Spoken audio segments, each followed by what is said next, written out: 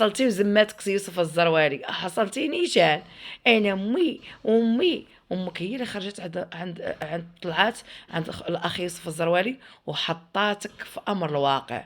انت مسخوط، انت مسخوط من الدرجه العاليه. وعلاش حيدتي؟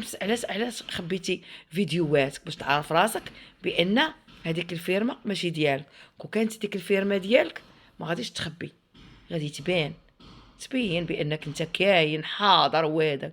ولكن حصلتي تبع ديري البعراويه للعمره وديري وحده اخرى للعمره وخلي امك، وامك هي الاولى. الاوليه الاولويه لامك، لان الله تعالى وصى على الام، على الوالدين، واحسن احسن بهم وحن عليهم وعطف عليهم وفرحهم. ما كتمشيش لك خطيه، بالعكس راك تدير واحد الخير وكتفرح والديك، وربي والله ما يخيبهم لك. بحال سيدك الزروالي، شوفوا ديوها العبره من سيدكم الزروالي. هو غادي يتلاقى مع امو. شوف شرشابيل، غادي مازال ندير عليك واحد الفيديو. سمع شرشابيل، يوسف الزروالي غادي يشرب الحريره مع امو، وغادي فين غادي يشربها؟ في واحد المقام عظيم عند الله.